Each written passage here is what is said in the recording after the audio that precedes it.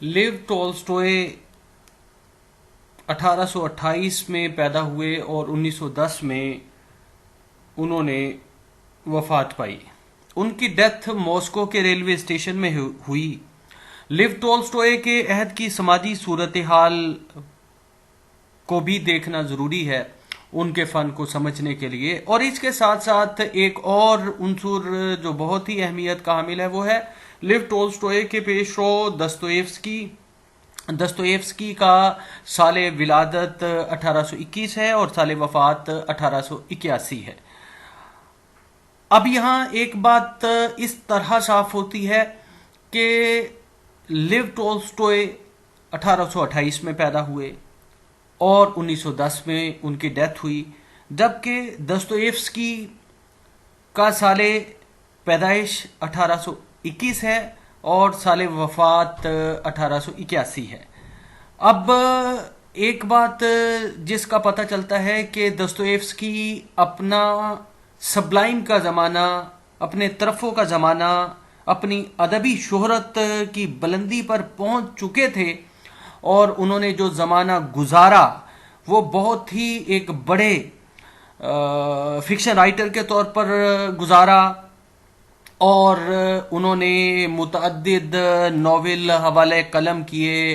اور ان کے فن کی تعریف سگمنڈ فرائیڈ جیسے بڑے ماہر نفسیات نے کی. دستویفسکی انسان کے باطن میں تانک جھانک کرتا ہے، انسانی وجود کی پرتوں کو کھولتا ہے، انسانی نفسیات کو جس باریک بینی کے ساتھ دستویفسکی سمجھتا ہے، جس گہرائی کے ساتھ انسانی وجود کی پرتوں میں غواصی وہ کرتا ہے، اس کی مثال رشین لٹریچر میں کم از کم نہیں ملتی. اور اگر یہ کہا جائے کہ دنیا میں انسانی وجود کی پرتوں کو کھولنے کے اعتبار سے، انسانی نفسیات کی فہم و فراست کے اعتبار سے، جس طرح اگر کوئی بڑا نام لیا جائے جس نے بڑا فکشن تخلیق کیا ہے، جس کے پاس فن بھی عظیم النظیر ہے اور جس کے پاس انسانی وجود کی داخلی پرتوں کو سمجھنے کا قرینہ موجود ہے، وہ ایک عظیم النظیر اگر کوئی دنیا ادب، دنیا فکشن میں اگر کوئی نام لیا جا سکے، خاص طور سے ناول کی دنیا میں، شارٹ سٹوریز کی دنیا میں، تو وہ دستویفسکی کا ناول جو ہے وہ لیا جا سکتا ہے. خاص طور سے رشین لٹریچر کے کانٹیکسٹ میں یہ بات صادق آتی ہے. اسی طرح دوسری بات لیو ٹولسٹوئے کے بارے میں کرتے چلیں کہ لیو ٹولسٹوئے ایک ایسا بڑا فکشن رائٹر ہے جس نے خارجی زندگی کو نہ صرف خود سمجھا، اپنے باطن میں اتارا، بلکہ اس نے اپنے فن کے ذریعے، اپنی انشا پردازی کے ذریعے، اپنے ناولوں کے ذریعے اس نے اپنے قارئین کو بھی شریک سفر کیا. لیو ٹولسٹوئے کے ادبی رجحانات کو سمجھنے سے پیشتر ان کے معاشرتی حالات کو بھی جاننا ضروری ہے. لیو ٹولسٹوئے ابھی 2 ہی سال کے تھے کہ ان کی والدہ کی ڈیتھ ہو گئی اور کچھ ہی عرصے کے بعد ان کے والد کی ڈیتھ ہو گئی. دستویفسکی کی معراج کا زمانہ اور ٹولسٹوئے کے بچپن کا زمانہ. ٹولسٹوئے نے جس طرح سے یتیمی کے عالم میں آنکھ کھولی اور پھر اس کے عزیزوں کے بارے میں پتہ چلتا ہے کہ اس کے عزیزوں نے ٹولسٹوئے کو اگر نقصان نہیں پہنچایا تو انہوں نے ٹولسٹوئے کو فائدہ بھی نہیں پہنچایا. اس کا مطلب یہ ہے کہ لیو ٹولسٹوئے کی جس طرح سے ذہنی پرداخت ہونا تھی، جس طرح سے اس کے مذاق اور اس کے مزاج کو اس کے پیرنٹس نے سمجھنا تھا اور سمجھ کر اس کو ایک ڈائریکشن دینا تھی، وہ ڈائریکشن اسے میسر نہ آ سکی. لیکن لیو ٹولسٹوئے کے آغاز کے زمانے کے جو رجحانات ہیں آغاز میں، بالکل آغاز میں تو وہ مذہب کی طرف، آرتھوڈاکس چرچ کی طرف ان کا میلان تباہ بہت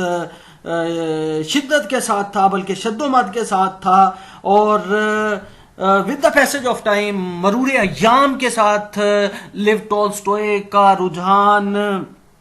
انسان کی، کائنات کی طرف مراجعت کرتا ہے۔ ٹولسٹوئے نے کیا کیا کہ اپنے سے بیشتر جو لٹریچر کا رجحان تھا، خاص طور سے روسی ادب کے ضمن میں اگر ہم یہ بات کریں تو وہاں مذہب کی طرف لکھنے والوں کا رجحان بہت زیادہ تھا، خاص طور سے مذہبی اخلاقیات غالب رجحان کے طور پر ہمارے سامنے آتی ہیں۔ لیکن ٹولسٹوئے نے یہ چیز کس سے سیکھی؟ ٹولسٹوئے نے اپنے پیش رو فکشن رائٹر دستویفسکی سے سیکھی۔ دستویفسکی نے سب سے پہلے ایک ٹرینڈ سیٹ کیا، ایک غالب رجحان دیا فکشن کی دنیا کو۔ اس نے جو مذہبی جذبہ تھا اس کو ایک سائڈ پر تج کر رکھ دیا، اور ایک مکمل انسان کا عکس اپنے ناولوں میں دکھانے کی کوشش کی۔ یعنی ایک انسان کی جو نفسیاتی پیچیدگیاں ہیں ان کو کھولنے کی کوشش کی۔ انسان کے وجود کے اندر دستویفسکی نے غواصی کر کے وہ جو مذہبی رجحان تھا اس سے رشین فکشن کا دامن بچایا۔ ٹولسٹوئے کی شخصیت اور تصانیف میں رشین لٹریچر کے ضمن میں یہ رجحان فن کی صورت میں ظہور پذیر ہوتا ہے، لیکن ہمیں یہ بھی دیکھنے کو ملتا ہے کہ لٹریچر کے ساتھ ساتھ وہ ایک طرف تو مذہب سے دامن بچاتے ہیں تو دوسری طرف سیاست کی طرف، اخلاقیات کی طرف، اور فکشن کو وہ مذہب کے میدان کی طرف پھیلا دیتے ہیں۔ اور اس کے ساتھ ساتھ وہ یہ بھی کرتے ہیں کہ وہ اس معاشرے کے کھوکھلے پن کو، اس معاشرے کے طمانیت قلب کے ایک انداز کو، اس معاشرے کی آسودگی کو، اور اس معاشرے کی جو خود پسندی کا ایک حد سے بڑا ہوا ایک میلان تھا، ایک رجحان تھا، اس کو بالکل تہس نہس کر کے رکھ دیتے ہیں، اور وہ اپنے فن کے ذریعے یورپین سماجوں کے معیارات کو ایک طرف رکھ کر دوبارہ سے جو ہے وہ فن کو اس کی معراج پر پہنچا دیتے ہیں، خاص طور سے ناول کے فن کو۔ اور ظاہر ہے کہ ہمیں یہ پتہ چلتا ہے لیو ٹولسٹوئے نے جو بڑا ناول لکھا، جس کے بارے میں لیو ٹولسٹوئے کے عہد کے فکشن رائٹرز بھی یہی مانتے ہیں کہ بڑا ناول لیو ٹولسٹوئے کا اینا کیرینینا ہے۔ لیکن اینا کیرینینا کے پیرالل ایک اور ناول جس کو مانا جاتا ہے، اس کا ٹائٹل وار اینڈ پیس ہے، اور وار اینڈ پیس 1869 میں شائع ہو کر منظر عام پر آیا۔ یہ 1225 صفحات پر مبنی بہت ضخیم ناول ہے۔ لیو ٹولسٹوئے نے اپنے اس ناول کے ذریعے بھی رشین سوسائٹی کی مجموعی صورتحال کو سمجھنے کی کوشش کی ہے، تاریخ کو سمجھنے کی کوشش کی ہے، افراد معاشرہ کا ریاست کے ساتھ کیا تعلق ہے، اور ریاست کا افراد معاشرہ کے ساتھ کیا تعلق ہے، اور انسانی رشتے ایک دوسرے کے ساتھ کس طرح بیہیو کرتے ہیں، ان کے رویے کس طرح کے ہوتے ہیں جب جنگ چھڑ جاتی ہے۔ مذکورہ ناول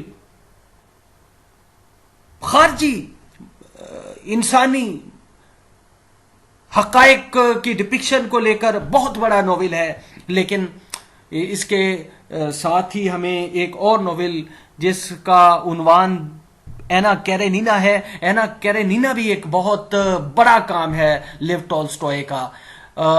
اور اس کے ساتھ ساتھ لیو ٹولسٹوئے نے اپنا قلم توڑ کر نہیں رکھ دیا۔ لیو ٹولسٹوئے اپنی زندگی کے اختتام تک 1910 تک لکھتے رہے،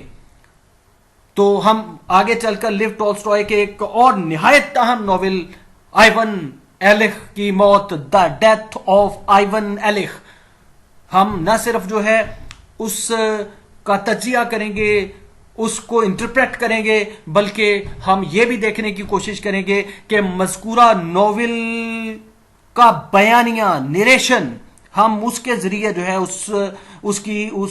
کی سیر کریں گے، اس کے اندر ہم تانک جھانک کرنے کی کوشش کریں گے۔ لیو ٹولسٹوئے کے عہد کی اگر غواصی نہ کی جائے تو پھر ہمیں لیو ٹولسٹوئے کے ادبی رجحانات کی اس طرح سے بصیرت حاصل نہیں ہوتی جس طرح سے ہمیں شعور ہونا چاہیے، جس طرح سے لیو ٹولسٹوئے آفاقی موضوعات کے ذریعے انسانی خارجی صورتحال کو اپنے ناولوں میں پیش کرتے ہیں۔ اس حساب سے جو ہے ہمیں یہ پتہ چلتا ہے کہ روس کی نشأت ثانیہ یورپ کے دیگر ممالک کی نسبت کہیں بعد میں شروع ہوئی، لیکن روس نے بڑے بڑے بلکہ عظیم فکشن نگار پیدا کیے جن پر انسانی ہستی، جن پر انسانی وجود، جس پر انسانی تاریخ مدتوں بلکہ صدیوں تک فخر کرے گی۔ کسی بھی ملک کا آرٹ، کسی بھی ملک کا فکشن، کسی بھی ملک کی شاعری، کسی بھی ملک کی مصوری، کسی بھی ملک کی موسیقی اور کسی بھی ملک کے دیگر فنون لطیفہ اور لٹریچر، ادب سے اس ملک کی زندگی کے مظاہر کا پتہ چلتا ہے۔ بالکل ایسے ہی جیسے زندگی میں انڈسٹریل ریولوشن، مغرب کی زندگی میں انڈسٹریل ریولوشن آیا اور سیاست اور جمہوریت اور مغربی زندگی طرح طرح کے ریولوشن سے گزری، بالکل ایسے ہی جس طرح مغربی سماج مختلف انقلابات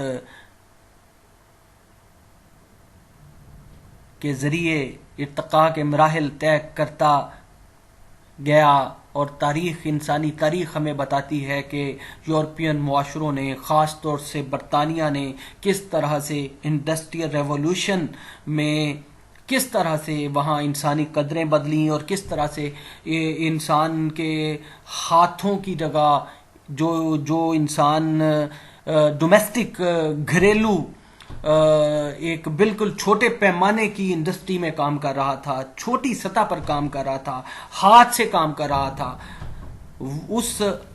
کی جگہ مشینیں لے لیتی ہیں، تو اس سے معاشرے میں کیسے اتھل پتھل پیدا ہوتی ہے، کیسے معاشرہ کروٹ لیتا ہے، کیسے معاشرے کے تارو پود میں، معاشرے کی بنت میں، معاشرے کی ساخت میں کس طرح سے تبدیلی واقع ہوتی ہے۔ ظاہر ہے کہ جس طرح سوسائٹی کے دیگر شعبے بدلتے ہیں، ان میں تبدیلیاں ظہور پذیر ہوتی ہیں، ان کے متقابل، ان کے متوازی ادب بھی اپنا کام کرتا جاتا ہے۔ بالکل ایسے ہی جیسے ہم برطانوی معاشرے میں دیکھتے ہیں کہ ڈکنز جو ہے وہ لکھ رہا ہے، وکٹورین پیریڈ ہے، اس سے وکٹورین ایرا ہے، بالکل ایسے ہی ہمیں پتہ چلتا ہے کہ ایلزبیتھن ایج ہے، ایلزبیتھن ایج میں جو ہے وہ ہمیں پتہ چلتا ہے بڑے بڑے ڈراماٹسٹ جو ہیں وہ ڈرامے لکھ رہے ہیں، نثر لکھی جا رہی ہے، اور ہمیں پتہ چلتا ہے کہ انڈسٹریل ریولوشن آ جاتا ہے تو اس دور میں ہمیں جو ہے وہ چارلس ڈکن اس معاشرے کی تصویریں ہماری آنکھوں کے سامنے مووی کیمرے کی طرح جو ہے وہ لا کر تحرک کے ساتھ دکھانا شروع کر دیتا ہے، اور وہ تصویریں، وہ امیجز اس معاشرے کے امیجز ہیں جو تحرک کے ساتھ ہمیں دکھائی دیتے ہیں۔ اگرچہ چارلس ڈکنز مسائل و مصائب کی روٹس تک نہیں پہنچتے، یا ان کے یہاں وہ ڈیپتھ نہیں ہے جو ہونی چاہیے، لیکن پھر بھی وہ ہمیں یہ تو بتاتے ہیں کہ انڈسٹریل ریولوشن میں برطانوی معاشرہ جو ہے وہ کیسا ہے، وہاں کی اخلاقیات کیسی ہیں، وہاں کا نظام اخلاقیات کیسا ہے، وہاں کی کلچرل اینتھروپولوجی کیسی ہے، وہاں دیہی علاقوں کے لوگ جو ہیں وہ شہری علاقوں کی طرف بہتر روزگار کے لیے آئے ہیں. تو یہ ڈسلوکیشن جو ہے یہ کس کس سطح پر ہوئی ہے، یہ ڈسلوکیشن کیا سوسائٹی کی سطح پر ہوئی ہے، یہ ڈسلوکیشن کیا ہیومن سائیکولوجی کی سطح پر ہوئی ہے، یہ ڈسلوکیشن جو ہے وہ کس کس سطح پر ہوئی ہے، اور اس نے وہاں کی زندگیوں کو کیسے کیسے تبدیل کر کے رکھ دیا ہے. بالکل ایسے ہی ہمیں رشین معاشرے میں یہ پتہ چلتا ہے کہ ایک بڑا فکشن رائٹر کس طرح سے انسان کو گیان دیتا ہے، انسان کو بصیرت دیتا ہے، انسان کو ویژن دیتا ہے، انسانی رشتوں کے باہمی تعلقات کو کس طرح سے جو ہے وہ ایک دوسرے کے ساتھ ایک انسان دوسرے انسان کے ساتھ کس طرح سے بیہیو کرتا ہے، ایک انسان کا دوسرے انسان کے ساتھ رویہ کیسا ہے، اور مجموعی طور پر انسانوں کے ساتھ تعاملات کیسے ہیں. لیو ٹولسٹوئے نے اپنے فکشن کے ذریعے روس کی زندگی کی بصیرت اپنے قارئین کو دی ہے، اور یہ بصیرت اتنی بڑی بصیرت ہے کہ یہ کسی ایک ملک کی بصیرت نہیں ہے، یہ پوری دنیا کا اثاثہ ہے، یہ پوری ہیومن بینگ کے لیے یہ بصیرت ہے. مذکورہ بصیرت، گیان، ادراک محض روس کی سماجی زندگی تک محدود نہیں ہے، بلکہ مذکورہ گیان نسل انسانی کی مشترکہ میراث ہے، اسے کسی بھی حد میں مقید نہیں کیا جا سکتا. اور ظاہر ہے کہ علم کو، بصیرت کو، ادراک کو، شعور کو، گیان کو کسی ویزے کی ضرورت نہیں ہوتی، کسی پاسپورٹ کی ضرورت نہیں ہوتی، اور اس پر کوئی قدغن بھی نہیں لگائی جا سکتی، اسے کوزے میں بند بھی نہیں کیا جا سکتا، اس کے ارد گرد چار دیواری بھی نہیں کی جا سکتی. کیوں؟ وہ اس لیے کہ انسانوں کے معاملات ایسے ہوتے ہیں جو علم سے تعلق رکھتے ہیں، بصیرت سے، ویژن سے، فلسفے سے، گیان سے تعلق رکھتے ہیں. وہ ایک جگہ سے دوسری جگہ ٹریول کرتے ہیں، بالکل ایسے ہی ٹریول کرتے ہیں جیسے کہانیاں ٹریول کرتی ہیں، اور کہانیاں بھی ہوا کے جھونکے کی طرح ہوتی ہیں. اب یہاں ایک سوال، چونکہ ہم فکشن کے سلسلے میں بات کر رہے ہیں، لیو ٹولسٹوئے کے ناولوں کے سلسلے میں بات کر رہے ہیں، اور ان کے ناولوں کے ذریعے انسان کو، انسان کے بیہیویئر کا پتہ چلتا ہے، انسان کی فکر کا پتہ چلتا ہے، انسان کے عمل اور رد عمل کا پتہ چلتا ہے، یونیورسل ٹروتھ کا پتہ چلتا ہے، آفاقی اقدار کا پتہ چلتا ہے. تو فکشن کے سلسلے میں یہ بھی واضح کرتا چلوں کہ فکشن، جو بھی فکشن تحریر کیا جاتا ہے وہ فکشن حقائق پر مبنی نہیں ہوتا، اس میں حقائق کی عکاسی ہوتی ہے، وہ حقائق کی جھلکیاں دکھاتا ہے، وہ حقائق کا پرتو ہوتا ہے. فکشن میں، ناول میں، شارٹ سٹوریز میں اگر ایک واقعہ آیا ہے اور اس کے پیچھے اگر کوئی حقیقی واقعہ ہے تو اس کو اگر کوئی فکشن رائٹر اسی طرح پورٹرے کر دیتا ہے تو اس کا مطلب یہ ہے کہ وہ ناکامیاب فکشن رائٹر ہے، وہ کامیاب فکشن رائٹر نہیں ہے. کامیاب فکشن رائٹر وہ ہوتا ہے جو حقائق کے پرتوں تک اپنے آپ کو رکھتا ہے. بڑے ناول نگاروں کے یہاں، بڑے فکشن رائٹرز کے یہاں، بڑے شارٹ سٹوری رائٹرز کے یہاں حقیقت کی کسی نہ کسی طور عکاسی ضرور ہوتی ہے. حقیقت کو وہ ایک ہیولے کی طرح قاری کے سامنے لا کر رکھ دیتا ہے، یعنی وہ حقیقت کو منون اگر پورٹرے کرے گا تو وہ رپورٹنگ ہو جائے گی، وہ فکشن نہیں ہوگا. ظاہر ہے کہ ایک فکشن رائٹر پہلے ایک علم کو، وہ تاریخ کا علم ہو، اسے تجربہ بناتا ہے، اور وہ تخلیقی تجربے کی سطح پر آ کر قاری کے ساتھ اپنی تحریر کے ذریعے شیئر کرتا ہے. مذہب ایک علم ہے، مذہب کو جب ایک رائٹر تخلیقی تجربہ بناتا ہے تو پھر وہ ایک دوسری صورت اختیار کر لیتا ہے. تاریخ ایک نالج ہے، علم ہے، جب ایک بڑا لکھنے والا اس کو تخلیقی تجربے کے روپ میں لا کر قارئین کے ساتھ شیئر کرتا ہے تو وہ تخلیقی سطح پر آ کر ایک دوسری صورت اختیار کر لیتا ہے. معاشیات، اقتصادیات، یہ ایک علم بھی ہے. اگر ایک فکشن رائٹر اس کو اپنے تخلیقی تجربے کی سطح پر لا کر پیش کرتا ہے تو وہ اس کا پرتو بن جاتا ہے، وہ اس کا عکس بن جاتا ہے، وہ اس کو شیڈو بن جاتا ہے، وہ اس کے امکانات کو اپنے قارئین کے ساتھ شیئر کرتا ہے. اسی طرح بالکل اسی طرح بے عینے ہی اگر وہ کلچرل اینتھروپولوجی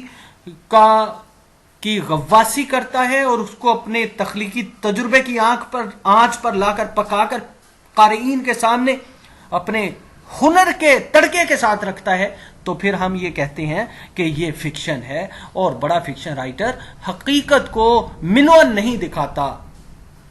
2+2=4 نہیں دکھاتا، بلکہ حقیقت کا پرتو پیش کرتا ہے. اس طرح وہ رپورٹنگ نہیں ہوتی، وہ آرٹ کی آمیزش سے، ہنر کی آمیزش سے وہ ادب بن جاتا ہے. اور ظاہر ہے کہ ادب کا کام انسانی وجود کی پرتوں کو کھولنا ہے، انسان کو بصیرت دینا ہے، انسان کو گیان دینا ہے اور مجموعی تاریخی تجربات سے کچھ نہ کچھ عکس کر کے قارئین کو دینا ہے. تو یہی کام جو ہے وہ بڑے فکشن رائٹرز کا ہوتا ہے. اور لیو ٹولسٹوئے نے روس کی خارجی زندگی کے تناظر میں ایسے ہی کیا ہے، لیکن وہ بڑا ادب کیوں ہے؟ وہ بڑا ادب اس لیے ہے کہ وہ روس کی خارجی زندگی تک ہی محدود نہیں رہ جاتا، وہ پوری دنیا کے انسانوں کی زندگی کے روپ میں دیکھنے کو ملتا ہے. جیسا کہ غالب نے کہا تھا، دیکھنا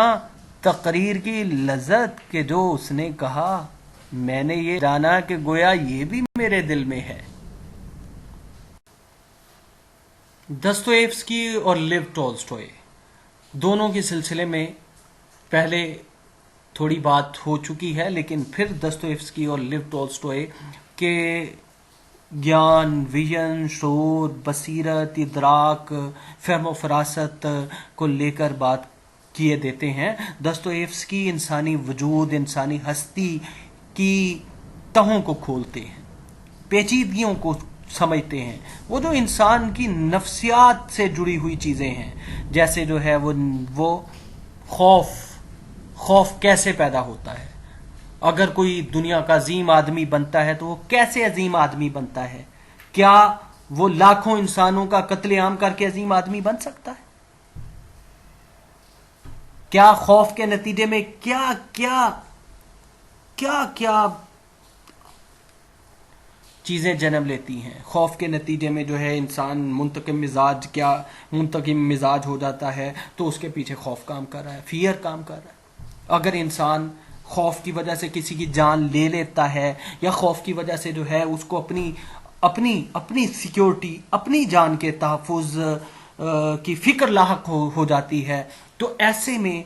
اسے کیا کرنا ہے؟ دوستویفسکی نے انسان کے یعنی ہمدردی کب جنم لیتی ہے انسان کے دماغ میں، انسان کے دل میں، غصہ انسان کو کب آتا ہے اور اس غصے پر وہ کیسے قابو پاتا ہے، یعنی یہ وہ چیزیں ہیں اگر اس انداز سے بتائی جائیں تو ان میں وہ دلچسپی برقرار نہیں رہے گی. جو دلچسپی اپنے اسلوب کے ذریعے، اپنے رائٹنگ سٹائل کے ذریعے، اپنے خلاقانہ ذہن کے ذریعے دستویفسکی نے اپنے ناولوں میں پیش کی ہے، وہ لطف نہیں رہے گا. وہ جو تخلیق، انبساط اور سرشاری کی کیفیت عطا کرتی ہے وہ کیفیت نہیں رہے گی اگر ہم دستویفسکی کے ناولوں کا مطالعہ نہ کریں. تو دستویفسکی کے ناولوں کا مطالعہ کرنے سے ہی پتہ چلتا ہے کہ اس کے ناولوں کے کرداروں کی نفسیات کیا ہے، وہ خوف کی عالم میں کیا کرتے ہیں، وہ خوشی کے عالم میں کیا کرتے ہیں، وہ جیت کے عالم کو کیسے سیلیبریٹ کرتے ہیں، وہ ہار کو کیسے برداشت کرتے ہیں، ان کو غصہ آتا ہے تو وہ کس طرح اس پر کنٹرول کرتے ہیں، کسی سے ہمدردی کرنی ہو تو وہ کس انداز سے ہمدردی کرتے ہیں. اور اگر انہوں نے کوئی بڑا کام کرنا ہے، ان کا کوئی بڑا کاز ہے، تو وہ کس طرح سے اپنا ذہن متشکل کرتے ہیں. جس طرح دستویفسکی نے انسان کی نفسیاتی حالتوں کو طرح طرح سے جان کر، ان کی غواصی کر کے، باریک بینی کے ساتھ، کمال باریک بینی کے ساتھ جس طرح سے دستویفسکی نے اپنے ناولوں کے کردار بنائے ہیں، اپنے ناولوں کے پلاٹ تشکیل دیے ہیں، اپنے ناول کلی شکل میں ٹوٹیلٹی کے ساتھ دنیا ادب میں لا کر رکھے ہیں، وہ پڑھنے سے تعلق رکھتے ہیں. بالکل جس طرح دستویفسکی انسان کے باطن کو کھنگالتے ہیں، لیو ٹولسٹوئے سماجی زندگی کو آرٹ کے ساتھ آمیز کر کے، لٹریچر اور آرٹ کی آمیزش کے ساتھ وہ اس کا گیان دیتے ہیں، اس کی فہم دیتے ہیں، اس کی بصیرت دیتے ہیں، اور وہ دکھاتے ہیں کہ ایک چیز کے پردے میں کیا ہوتا ہے اور ایک چیز کے بہانے میں کس طرح وہ رشین سماج کو سمجھنے کی کوشش کرتے ہیں. تاریخ کس طرح سے انسانی معاشروں میں اپنا کردار ادا کرتی ہے، یا تاریخ کا کیا رول ہوتا ہے. نپولین بوناپارٹ نے جب ماسکو پر حملہ کیا تو اس سے پہلے ہی جو حکمت عملی تھی جو بنائی گئی تھی روسی ریاست کی طرف سے، لیو ٹولسٹوئے دکھاتے ہیں کہ ماسکو جو ہے نپولین بوناپارٹ کے حملے سے پہلے ہی خالی کر دیا گیا تھا. تو نتیجہ کیا نکلا کہ نپولین بوناپارٹ کی فوج 1 مہینے تک ماسکو فتح کر لیتی ہے، 1 مہینے تک ماسکو میں رہتی ہے، وہاں سردی کی انتہا ہو جاتی ہے اور مائنس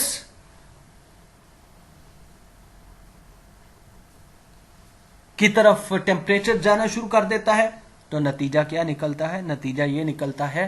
کہ وہاں وبائی امراض پھوٹ پڑتے ہیں اور نپولین بوناپارٹ کے سپاہی مرنا شروع ہو جاتے ہیں. نتیجتاً جب اسے کچھ ہاتھ نہیں لگتا تو نپولین بوناپارٹ کو وہاں سے واپس چلے جانا پڑتا ہے فرانس کی طرف. اس طرح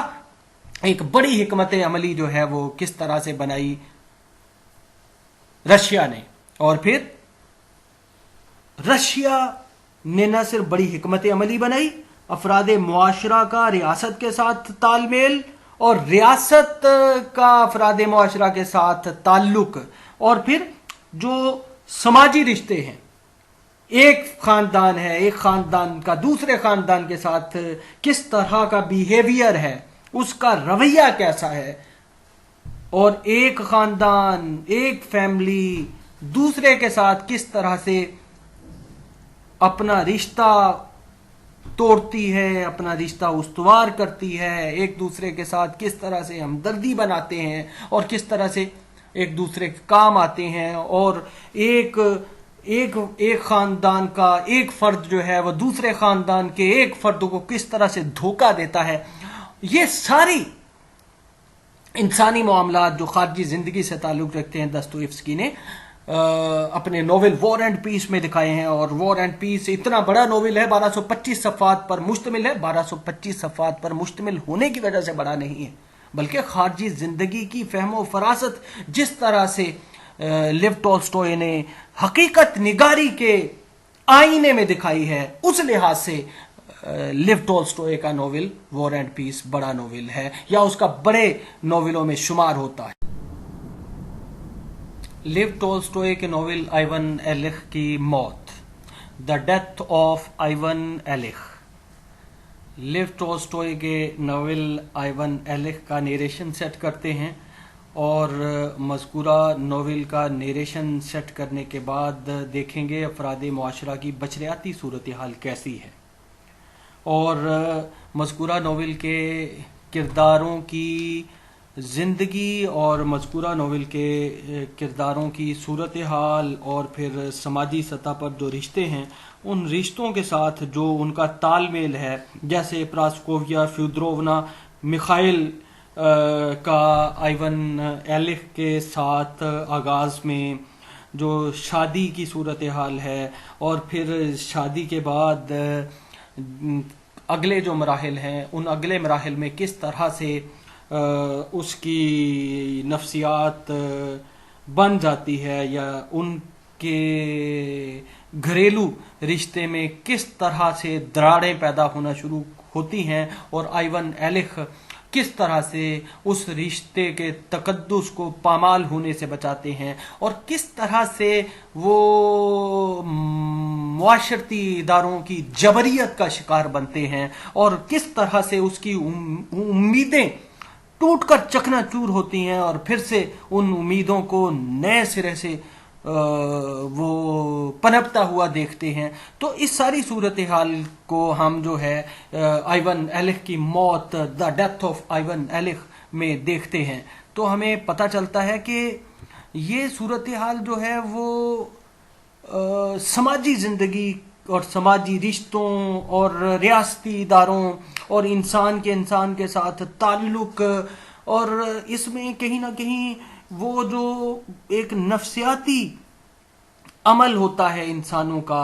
انسانوں کے بارے میں، یعنی ایک رشتہ بننے سے پہلے کی صورتحال اور ایک رشتہ بننے کے بعد کی صورتحال، اور اس میں پہلے انسان جو ہے وہ کس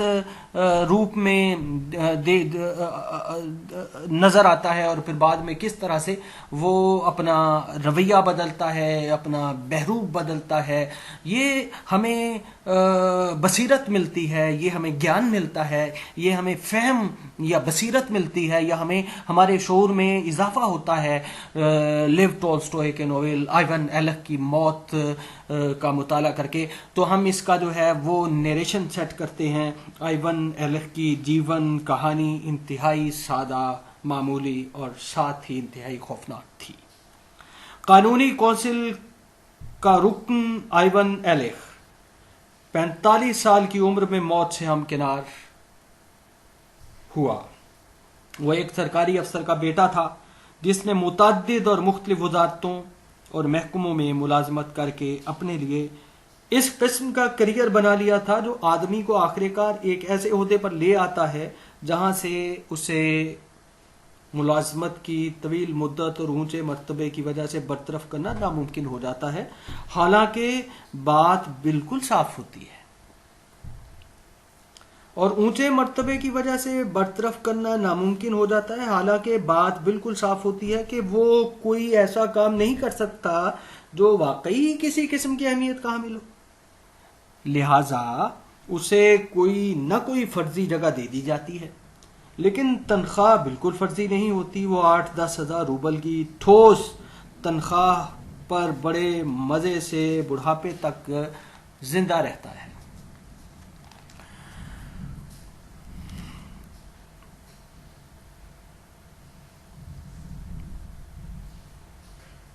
پریوی کونسلر ایلیا ایفی مووچ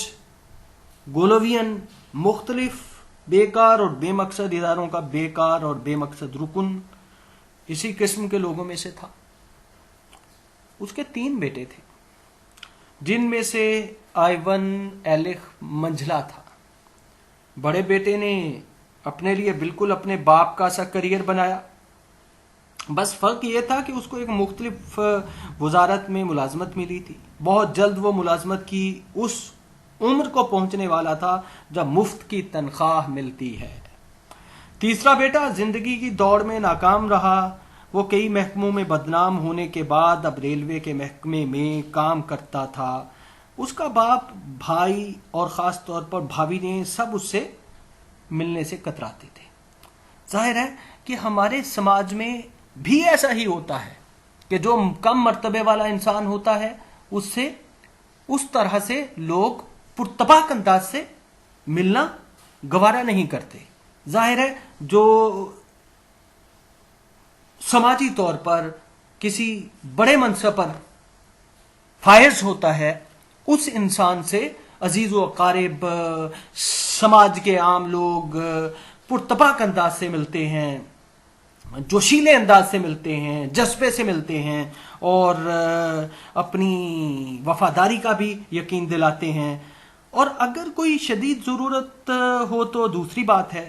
ورنہ عام طور پر اس کے وجود کو بھولے ہی رہتے تھے۔ ظاہر ہے کہ یہ دنیا کے کم و بیش تیسری دنیا کے خاص طور سے سماجوں میں ایسا ہوتا ہے، جو عزیز غریب ہوتا ہے اس کی طرف کم ہی لوگ متوجہ ہوتے ہیں۔ ہاں، کوئی ہمدردی کے جذبے کے تحت، رحم دلی کے احساس کے تحت سال میں ایک آدھ بار اگر کسی کو خیال آ جائے تو آ جائے۔ بہن کی شادی گریف سے ہوئی تھی، جو اپنے خسر کی طرح سینٹ پیٹرز برگ ٹائپ کا سرکاری افسر تھا۔ آئیون ایلک کو خاندان کا سپوت کہا جاتا تھا۔ وہ نہ تو بڑے بھائی جتنا روکھا سوکھا اور رسم پرست تھا، اور نہ ہی چھوٹے بھائی جیسا لا ابالی اور نا عاقبت اندیش۔ اب دیکھیں، جو گھر میں زیادہ منصبے، زیادہ رتبے کا حامل ہوتا ہے، زیادہ بڑے منصب پر فائز ہوتا ہے، اس کے بارے میں تو کہا جاتا ہے کہ یہ بہت جینٹل مین ہے، اور جو سب سے کم درجے کا حامل ہوتا ہے، سب سے کم منصب پر ہوتا ہے، تو اس کے بارے میں کہا جاتا ہے یہ تو لا ابالی ہے، نا عاقبت اندیش ہے، بیکار ہے۔ ان دونوں کے بین تھا۔ اب ظاہر ہے کہ ایک سرکاری افسر تھا آئیون ایلک، تو اس کو خاندان کا سپوت کہا جاتا تھا، اور اپنے مزاج کے اعتبار سے بھی اسے اچھا دکھایا گیا ہے، ذہین، خوش باش، زندہ دل اور معقول۔ وہ اور اس کا چھوٹا بھائی دونوں قانون کے طالب علم تھے، لیکن چھوٹے بھائی نے تعلیم ختم نہیں کی کیونکہ وہ 5ویں درجے میں تھا کہ اس کو اسکول سے نکال دیا گیا۔ یعنی 5ویں درجے میں تھا تو اس کی تعلیم ادھوری رہ گئی، مکمل نہیں ہو سکی، اسے نکال دیا گیا۔ آئیون ایلک نے بہت اچھی طرح تعلیم ختم کی، یعنی وہ جب قانون کا طالب علم تھا اس وقت بھی ایسا ہی تھا جیسا باقی تمام عمر رہا، یعنی مطلب وہ قابل تھا، لائق تھا،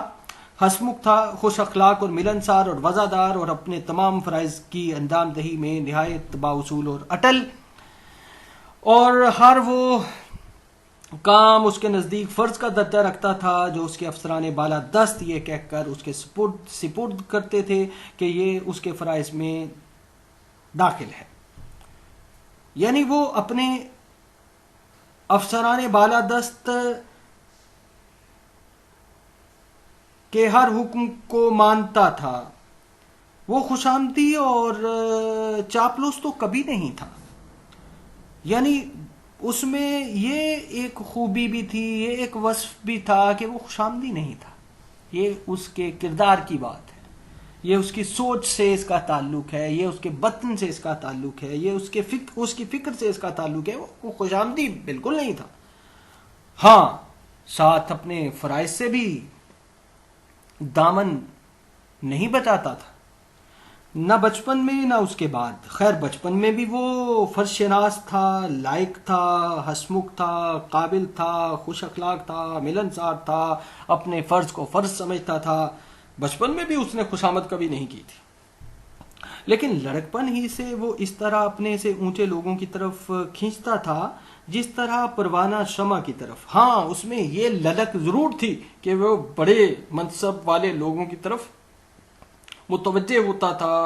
ان کی طرف کھنچتا چلا جاتا تھا۔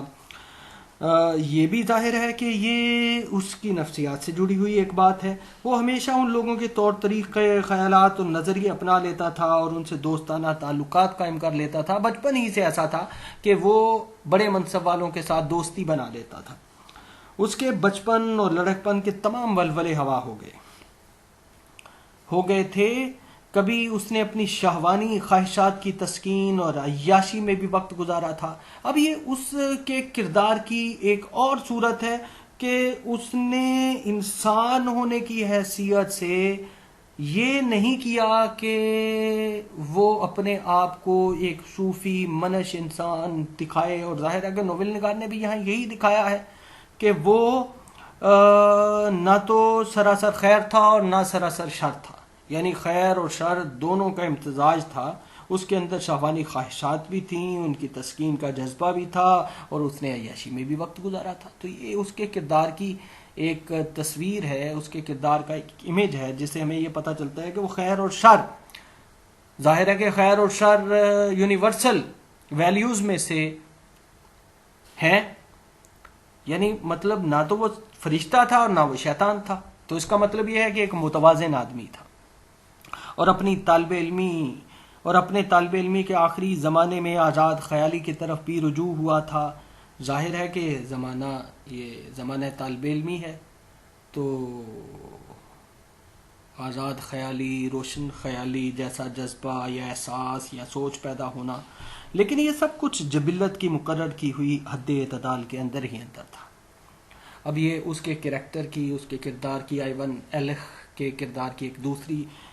خوبی ہے۔ اپنے طالب علمی کے زمانے میں اس نے ایسی حرکتیں کی تھیں جو اس وقت اسے نہایت گھنونی اور مکروہ معلوم ہوتی تھیں، اور اسے خود اپنے آپ سے نفرت ہونے لگتی تھی، لیکن بعد میں جب اس نے دیکھا، یہ اصل میں ہے اعتراف،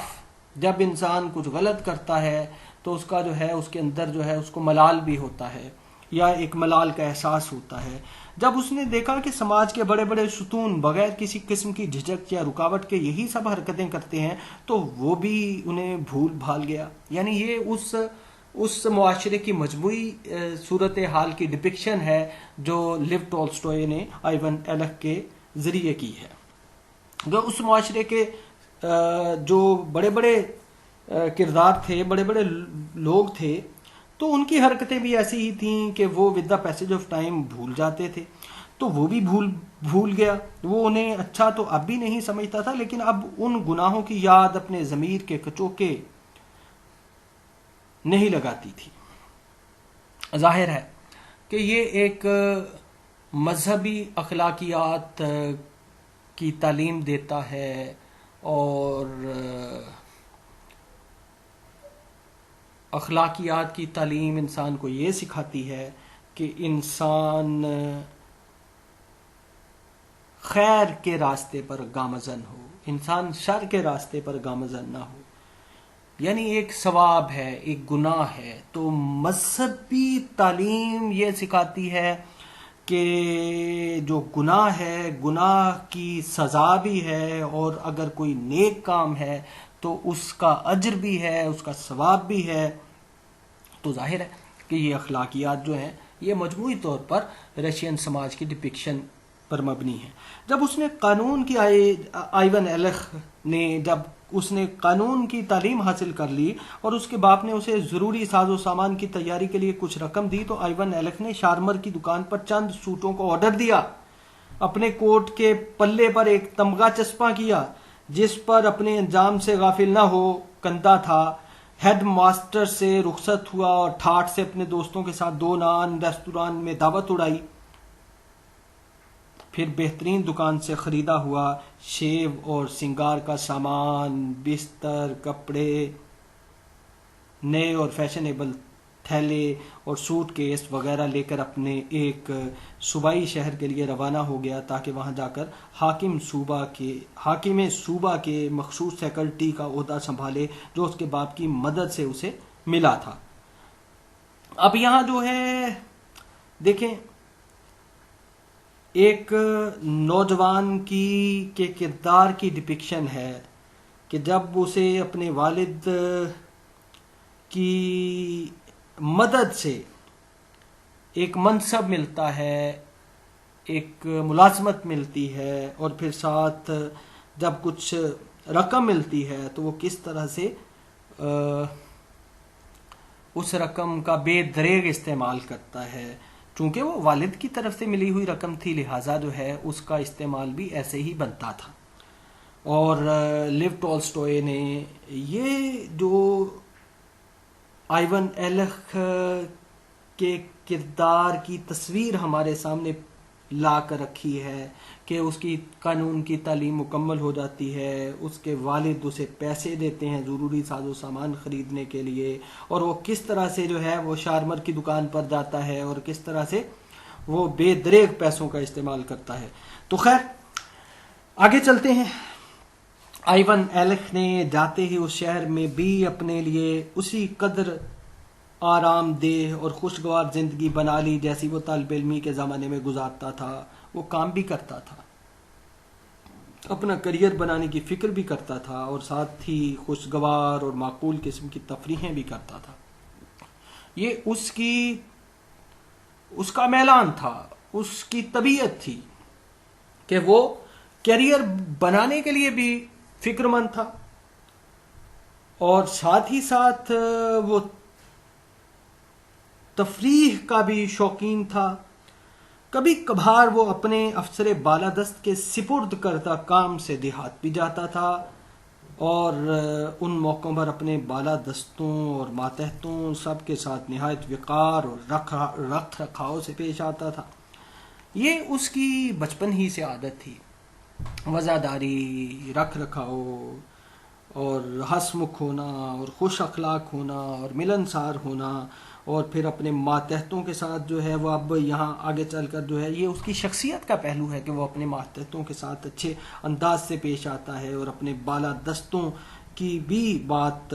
مانتا ہے. جب وہ دیہات میں کسی گاؤں میں کام سے بھیجتے ہیں تو وہ کام بھی کرتا ہے, اپنے فرض کو فرض سمجھتا ہے. وہ ہمیشہ اپنے سپرد کیے جانے والے فرائض اتنی باقاعدگی اور ایمانداری سے بجا لاتا تھا کہ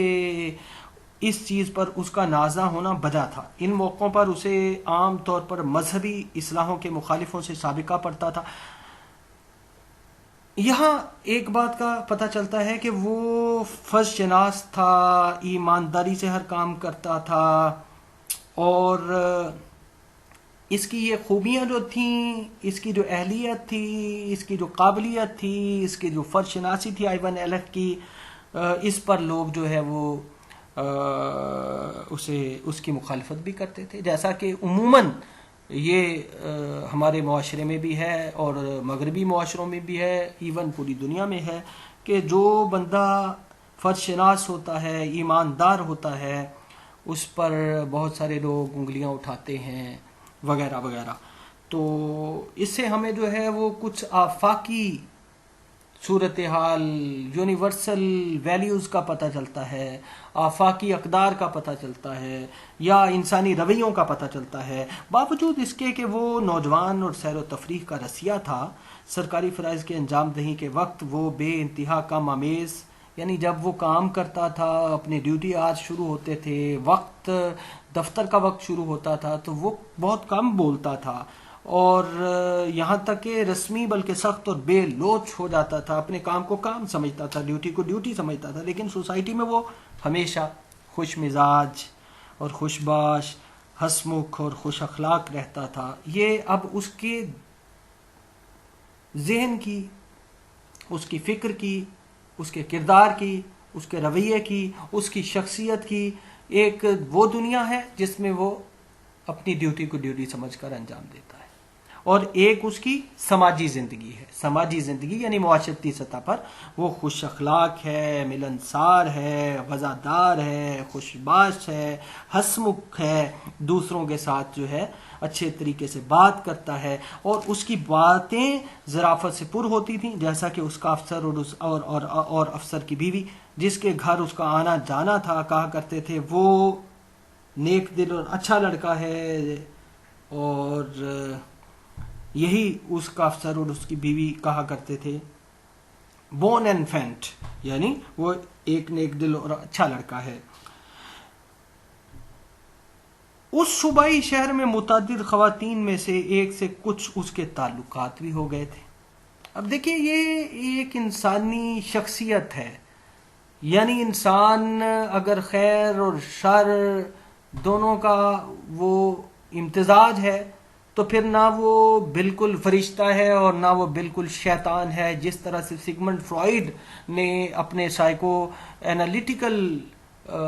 تھیوری میں جس طرح سے بات کی ہے, جس میں اس نے ایڈ کی بات کی ہے, ایگو کی بات کی ہے, سپر ایگو کی بات کی ہے, اور پھر اس نے بتایا کہ ایڈ جو ہے یعنی ایڈ کو ہم اس طرح سے انٹرپریٹ کر لیتے ہیں کہ ایڈ جو ہے وہ اگر فرشتہ ہے تو سپر ایگو جو ہے یعنی ایڈ جو ہے اگر شیطان ہے تو سپر ایگو جو ہے وہ فرشتہ ہے. تو جو وہ ان دونوں کے درمیان میں تال میل یا تعلق یا ربط قائم کرواتا ہے تو وہ ایگو کے ذریعے کرواتا ہے. اگرچہ آگے چل کر یاکلاکا نے ایگو کو بھی رد کر دیا، یا ایگو کے رد عمل کے طور پر اس نے دلائل دے کر اس نے بھی آگے جو ہے وہ کام کیا. بہرحال تو اس صوبائی شہر میں متعدد خواتین میں سے ایک سے کچھ اس کے تعلقات بھی ہو گئے تھے. ظاہر ہے کہ وہ جوان تھا اور پھر انسان تھا، اور پھر خیر بھی ہے انسان کے اندر اور اس میں شر بھی ہے اور محبت بھی ہے اور محبت کی للک بھی ہے، جو اس بانکے سجیلے نوجوان وکیل کے آگے پیچھے پھرتی رہتی تھی. اس کے علاوہ 1 درجن سے بھی کچھ معاملات چل چکا تھا. باہر سے آنے والے افسروں کے ساتھ مے نوشی کی محفلیں بھی جمتی تھیں اور ایک دور دراز کی سڑک کے بالا خانے کی سیریں بھی ہوتی تھیں. یہ اصل میں آئیون ایلک کی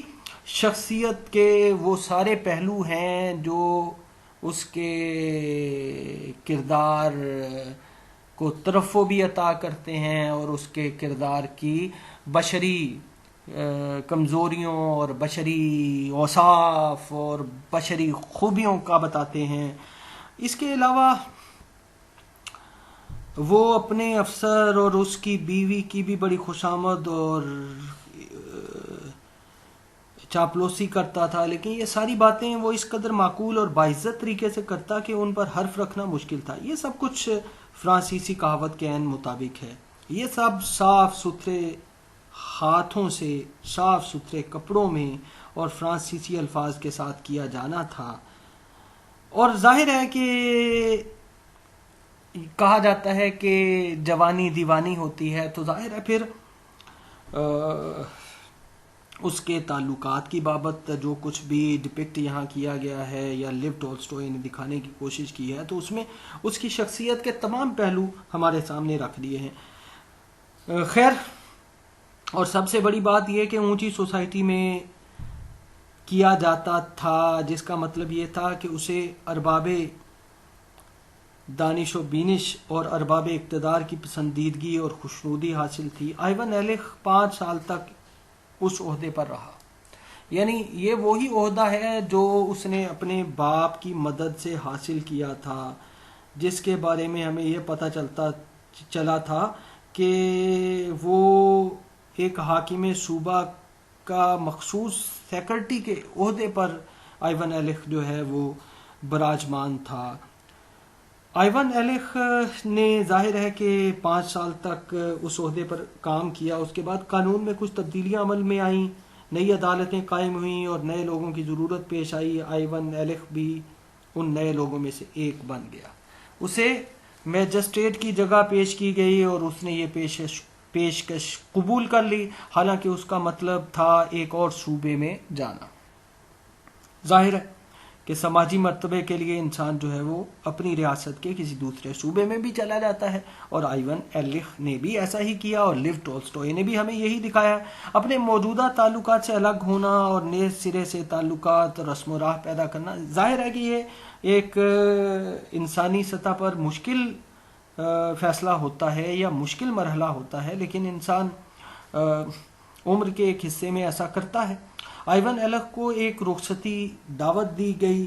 جب اس نے رخصت ہونا تھا، اس کے دوستوں نے اس کے لیے ایک گروپ فوٹو تیار کروایا اور اسے ایک چاندی کا سگریٹ کیس تحفے میں دیا. اس کے بعد آئیون ایلک اپنا نیا عہدہ سنبھالنے کے لیے وہاں سے چل پڑا. میجسٹریٹ کی حیثیت سے بھی آئیون ایلک اسی قدر چال ڈھال، عادات اور اطوار میں درست اور باقاعدہ معقول اور مذہب کی پاسداری کرنے والا، اپنے سرکاری اور نجی فرائض کو ایک دوسرے سے علیحدہ کرنے میں اسی قدر ماہر تھا اور عام طور پر سب لوگوں سے اسی طرح ہدیہ احترام وصول کرتا تھا جس طرح گورنر کے مخصوص کاموں کی انجام دہی کے زمانے میں آئیون ایلک کو اپنا موجودہ عہدہ پہلے عہدے سے کہیں زیادہ دلچسپ اور خوشگوار معلوم ہوا. یہ ضرور ہے کہ اپنی پچھلی ملازمت کے زمانے میں شارمر کی دکان کسی ہوئی خوشنما وردی پہن کر ویٹنگ روم میں بیٹھے ہوئے فکر مند کارکنوں اور موکلوں کے سامنے سے بڑے اطمینان سے جھومتے جھامتے گزر جانا، جو اس کو رش کی نگاہ سے دیکھتے رہ جاتے تھے، اور اپنے افسر کے دفتر میں جا کر اس کے ساتھ چائے اور سگریٹ اڑانا اس کے لیے خاصی دل خوش کن چیز تھی. لیکن وہاں اس کے براہ راست ماتحت بہت کم تھے، بس لے دے کر ڈسٹرکٹ سپرنٹینڈنٹ پولیس اور مذہبی اصلاحوں کے مخالفین، جن سے اس کا اس وقت سابقہ پڑتا تھا. جب اسے مخصوص کاموں سے ضلع بھیجا جاتا تھا، اسے اس چیز میں خاص لطف آتا تھا کہ ان لوگوں سے بہت اخلاق سے پیش آئے اور تقریباً رفیقانہ انداز میں ان کے ساتھ بات چیت بحث مباحثے کرے، تاکہ انہیں یہ احساس ہو جائے کہ وہ شخص جسے انہیں چٹکیوں میں مسل ڈالنے کا اختیار حاصل ہے ان سے نہایت دوستانہ اور سادہ انداز میں پیش آتا ہے. تو اس سے ایک بات کا ہمیں یہ بھی پتہ چلتا ہے کہ جب ایک عدلیہ کا میجسٹریٹ جرائم پیشہ لوگوں سے یا جن پر کوئی الزام ہو ان سے جب وہ ملتا ہے اور ان سے جب محبت سے پیش آتا ہے، تو وہ بھی اپنے کیے گئے غلط کام کو پر پچھتاتے ہیں، ندامت ہوتی ہے اور ان کے اندر ایک سدھار کی کیفیت جو ہے وہ پیدا ہوتی ہے. ظاہر ہے کہ لیو ٹولسٹوئے نے یہاں یہی دکھایا ہے کہ وہ بحیثیت میجسٹریٹ جب جاتا تھا تو وہ لوگوں سے رفیقانہ انداز سے، دوستانہ انداز سے بات چیت کرتا تھا. یعنی اسے معلوم تھا کہ آئیون ایلک کو کہ میرے پاس اختیارات ہیں، لیکن اختیارات کے باوجود وہ محبت سے ملتا ہے، شریفانہ انداز سے ملتا ہے،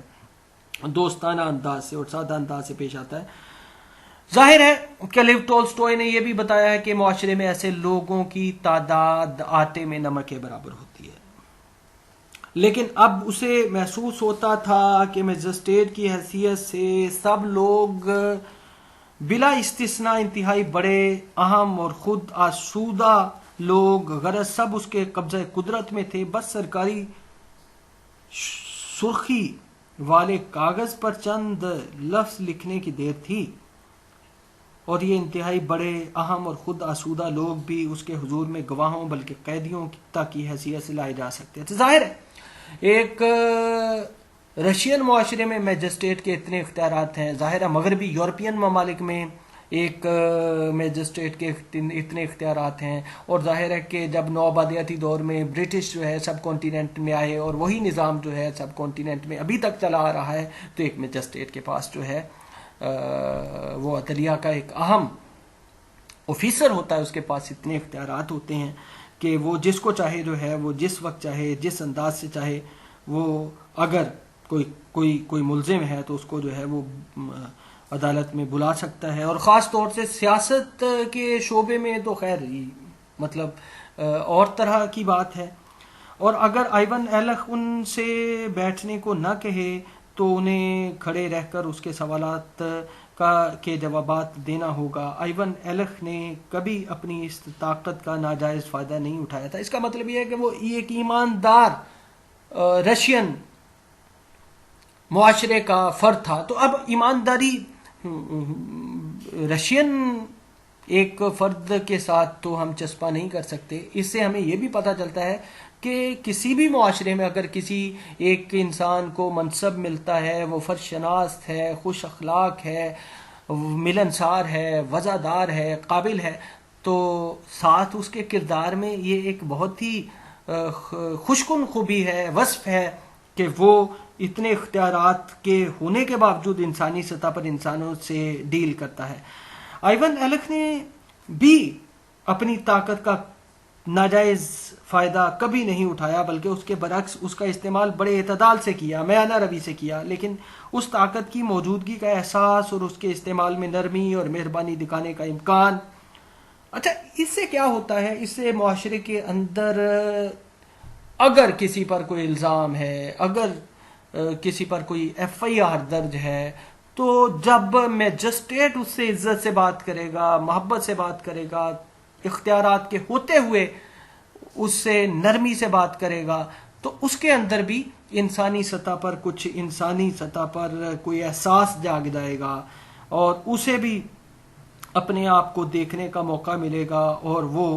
راہ راست پر آ سکتا ہے. یہ چیزیں آئیون ایلک کے نزدیک اس نئے عہدے کا سب سے زیادہ پرکشش اور دلچسپ پہلو تھیں. ظاہر ہے کہ منصب میں اختیارات میں کشش تو ہوتی ہے. اس نے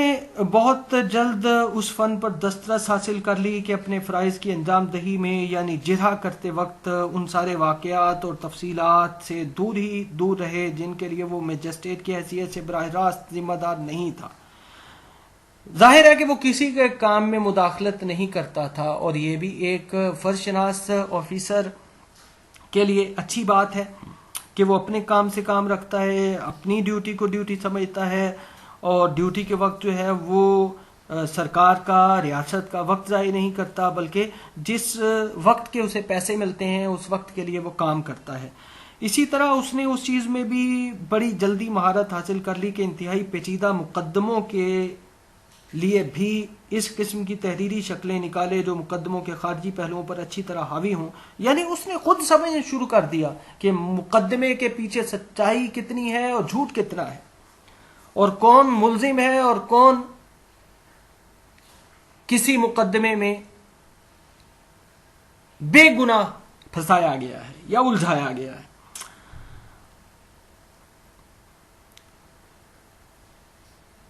اب آپ دیکھیے کہ انتہائی پیچیدہ مقدموں کے لیے بھی اس قسم کی تحریری شکلیں نکالے جو مقدموں کے خارجی پہلوؤں پر اچھی طرح حاوی ہوں، لیکن اس کی ذاتی رائے کا ان میں دور دور کوئی شائبہ بھی نہ ہو، اور ساتھ ہی ضابطے کی پوری پابندی بھی ہو جائے.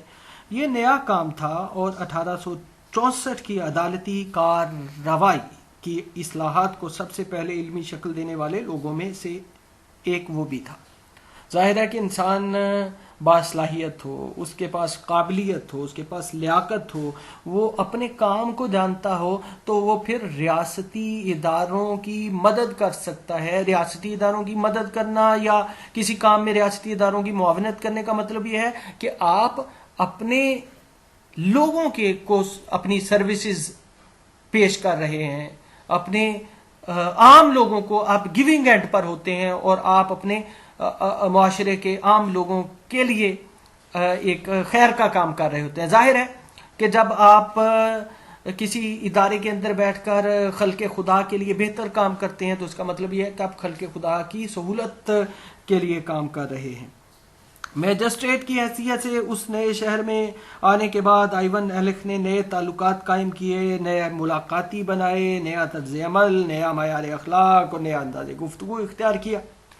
اب کی دفعہ وہ شان اور وقار کے ساتھ مقامی افسروں وغیرہ سے الگ تھلگ اور لیے دیے رہا، اور صرف قانون دانوں کے بہترین حلقوں اور دولت مند شرفاء کے طبقے میں دوستیاں کی.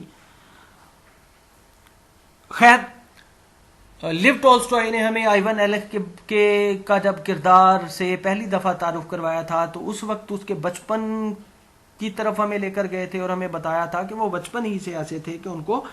ان لوگوں سے جو دولت مند شرفاء ہیں، جو منصب والے لوگ ہیں، ان لوگوں سے تعلق بنانے کی طرف اس کا رجحان بچپن ہی سے تھا. تو ظاہر ہے کہ اب جب وہ میجسٹریٹ کی حیثیت سے نئے شہر میں آتا تو نئے شہر میں آ کر بھی وہ ایسا ہی کرتا ہے کہ وہ قانون دانوں سے تعلقات بناتا ہے اور بہترین حلقوں میں اپنے آپ کو متعارف کرواتا ہے، اور دولت مند شرفاء کے ساتھ تعلقات اور دوستی وغیرہ بناتا ہے، قائم کرتا ہے. خیر، یہ تو اس کی شخصیت کا ایک اور پہلو ہے جو، اور اس طرح کے معاشرے کے اندر متعدد لوگ ہوتے ہیں یا ہو سکتے ہیں. وہ معتدل طور پر آزاد خیال بن گیا، روشن خیال بن گیا، اور سماجی مسائل میں دلچسپی کا اظہار کرنے لگا، حکومت کی تھوڑی بہت تنقید بھی کرنے لگا. وہ لباس کے معاملے میں تو اتنا ہی محتاط رہا. اب دیکھیے، حکومت اگر غلط کرتی ہے تو حکومتی معاملات پر تنقید کرنا ایک اچھے سٹیزن کی علامت ہے. اور لیو ٹولسٹوئے ظاہر ہے کہ بالزاک جس طرح ریئلزم کا ایک بڑا نام ہے، اسی طرح ٹولسٹوئے کے ناولوں میں بھی ہمیں سماجی حقیقت نگاری نظر آتی ہے. تو یہاں جو ہے وہ ہمیں یہ پتہ چلتا ہے کہ آئیون ایلک کے پردے میں ہمیں یہ پتہ چلتا ہے کہ سماجی مسائل میں لیو ٹولسٹوئے کو بھی دلچسپی تھی، اور لیو ٹولسٹوئے شروع میں تو آرتھوڈاکس چرچ سے اس کی وابستگی تھی، اور پھر آرتھوڈاکس چرچ نے اسے ایکسکلیوڈ کر دیا، تو پھر وہ بورژوا کلاس پر تنقید کرنے لگا، حکومتی معاملات پر تنقید کرنے لگا، اور پرولٹیریٹ کلاس کا احساس اس کے دل میں موجزن ہوا وہ اچھا خیر لیکن اب اس نے شیو کرنا چھوڑ دیا اور اپنی داڑھی کو آزادی دے دی کہ جس طرح چاہے پھیلتی رہے۔ اس نے شہر میں بھی آئیون ایلک کی زندگی پہلے کی طرح ہنسی خوشی خوشگوار طریقے سے گزرنے لگی۔ گورنر کے حلقے کے مخالفین کا گروہ بڑا یار پاش اور دلچسپ تھا۔ آئیون ایلک کی آمدنی بڑھ گئی تھی اور اس نے ویسٹ کھیلنا سیکھ کر اپنی تفریحوں کا دائرہ بڑھا لیا۔ آئیون ایلک کو خوش مزاجی سے تاش کھیلنے اور کھیلتے وقت نہایت تیزی اور سمجھداری سے فیصلے کرنے کا گر آتا تھا، لہٰذا عام طور پر جیت اسی کی ہوتی تھی۔ ظاہر ہے کہ کھیل کی ہر بازی کے اگر آپ اصولوں سے واقف ہیں تو آپ اچھے کھلاڑی ہیں اور اچھی طرح پرفارم کرتے ہیں، اور جو بھی اچھا کھلاڑی ہوتا ہے، جو کسی بھی کھیل میں اچھا پرفارم کرتا ہے، وہ جیت جاتا ہے۔ تو آئیون ایلک بھی کم و بیش ایسا ہی ایک کھلاڑی تھا۔ اس شہر میں 2 سال گزرنے کے بعد آئیون ایلک کی ملاقات اس لڑکی سے ہوئی جو بعد میں اس کی بیوی بن گئی۔ یہاں لیو ٹولسٹوئے ایک نئے موڑ میں داخل کرتا ہے، یعنی ہمیں اپنے نیریشن سے پتہ چل رہا ہے کہ اس کے ناول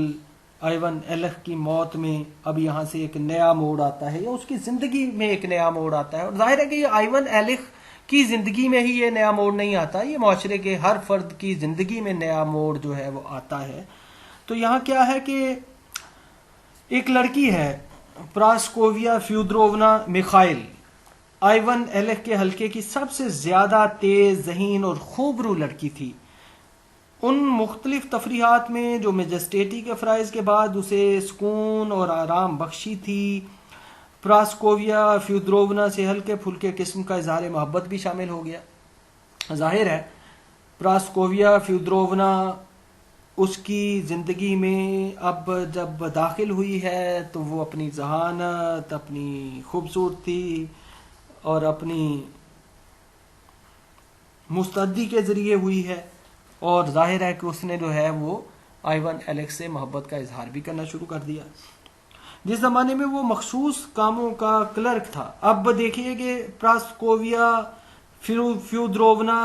میخائل کا شروع میں کردار جو ہے وہ بھی دکھایا گیا ہے، اور مرور ایام کے ساتھ بدلتا ہوا کردار بھی ہمیں دیکھنے کو ملے گا کہ آئیون ایلک کے ساتھ جب اس کی پہلی ملاقات ہوتی ہے یا پہلی ملاقاتیں ہیں تو اس وقت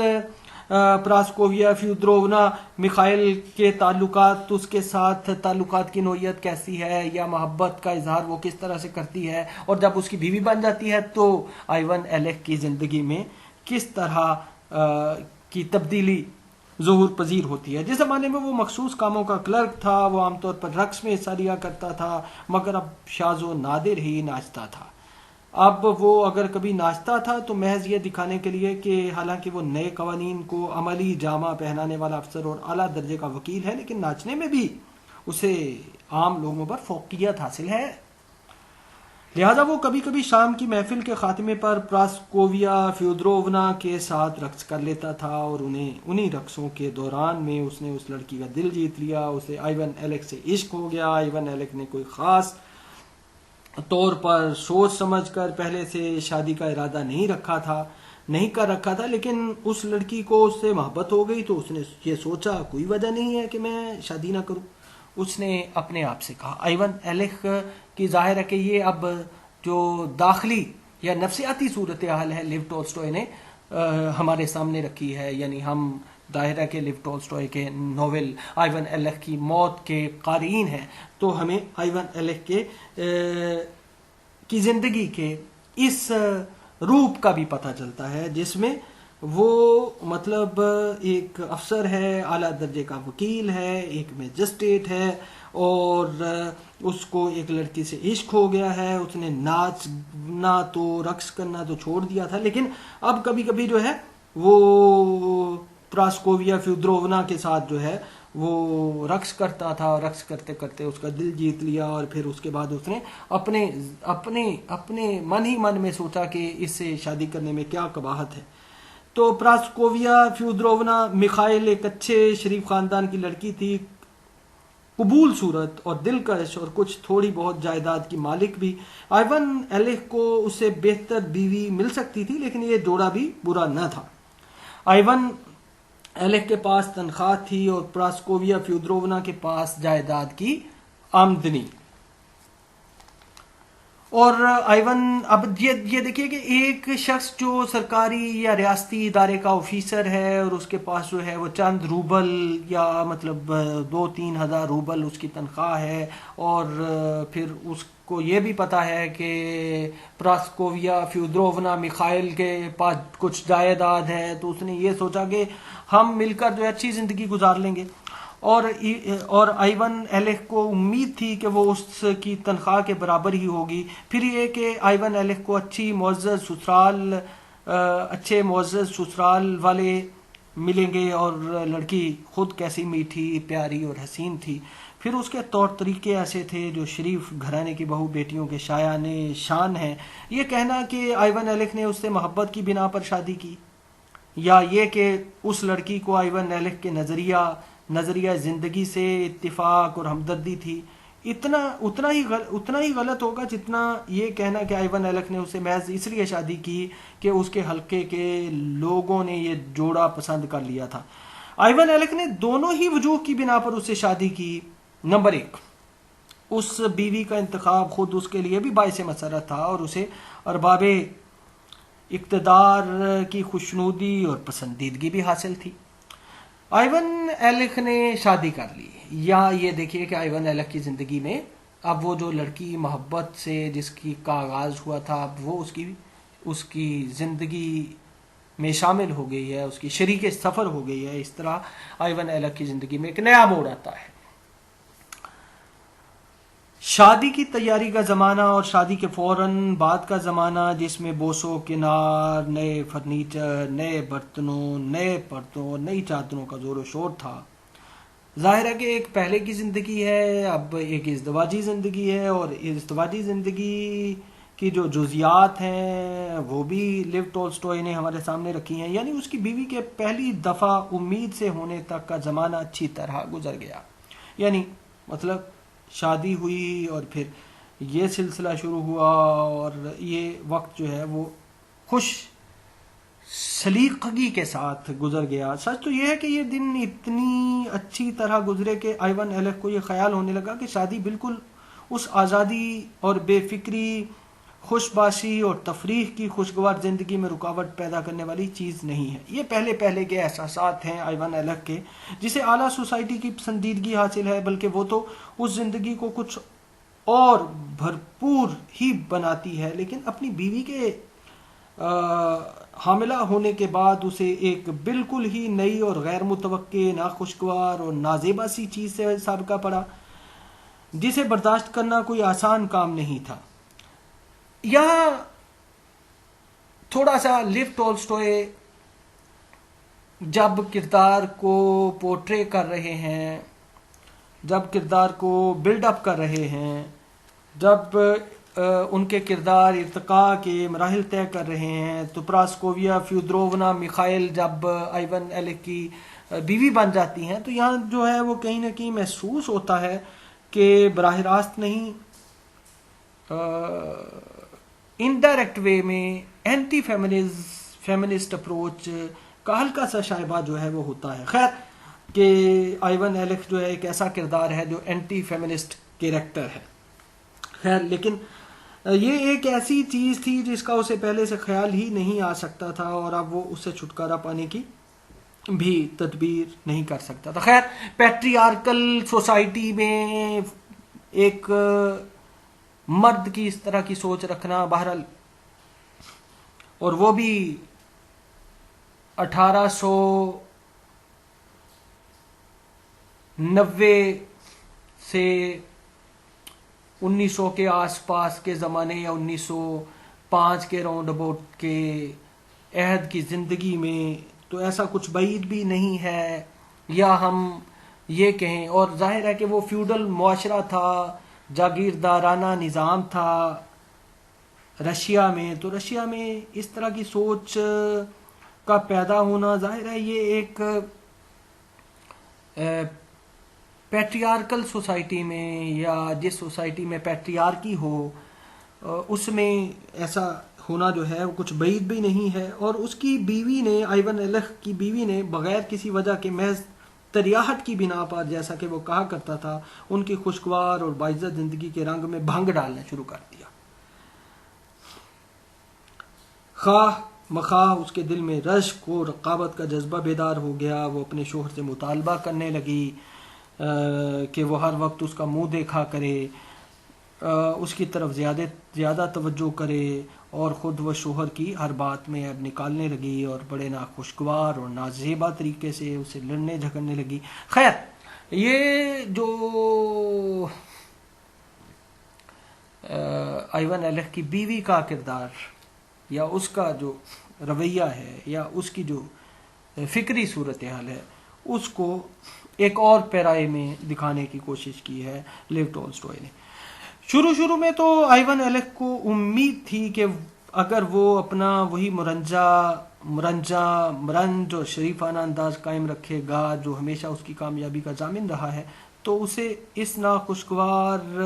صورتحال سے بھی نجات مل جائے گی۔ اس نے اپنی بیوی کی بد مزاجی اور برہمی کو نظر انداز کرنے کی کوشش کی، اور وہی پہلی سی بے فکری اور سیل اصولی کی خوشگوار زندگی گزارتا رہا۔ وہ اپنے دوستوں کو تاش کھیلنے کے لیے مدعو کرتا رہا، یعنی مطلب وہ جو انداز اس کا شروع میں اس کی شخصیت کے جو مختلف پہلو شروع میں تھے، وہ اس نے ان کو دوبارہ سے اپنانے کی کوشش کی،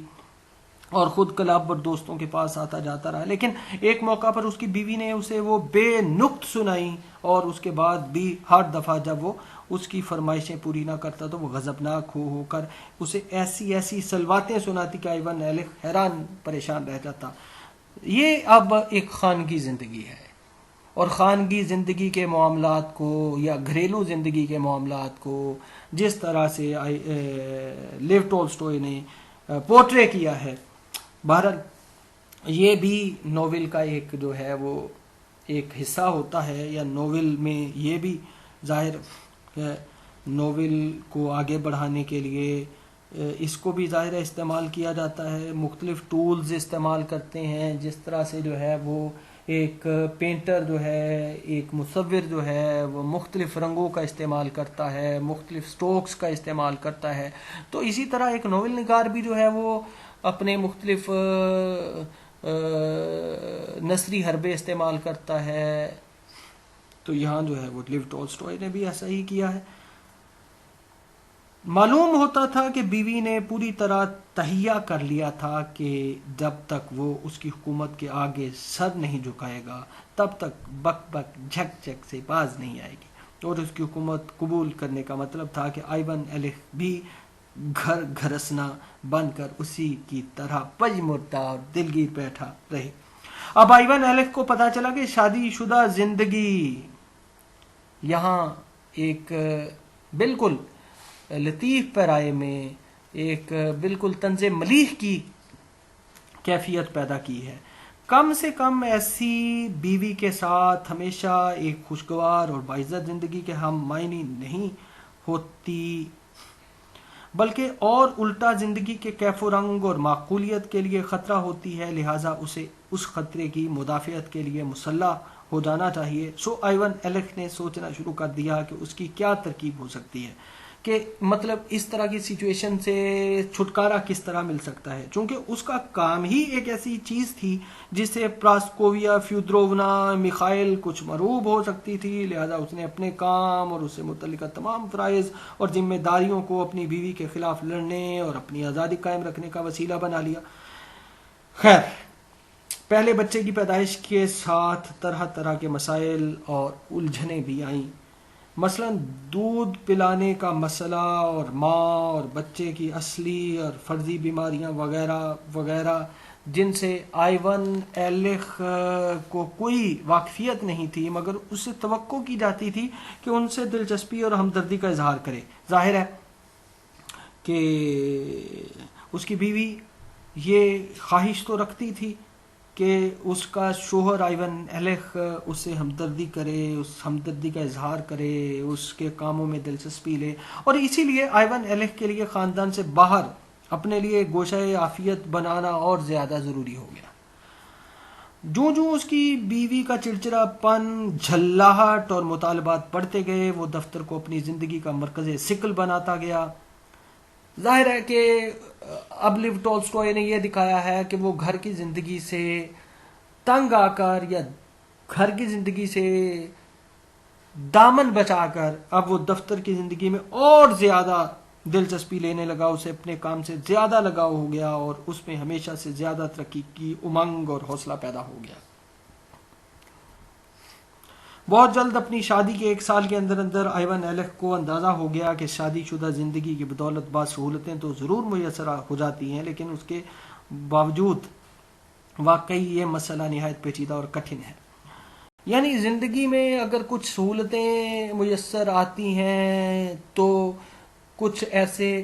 ان کے ساتھ جڑے ہوئے لوازمات بھی ہیں جن کو آئیون ایلخ یہ سمجھتا ہے کہ یہ اس کی زندگی کو بے رنگ و روغن کرنے والے ہیں،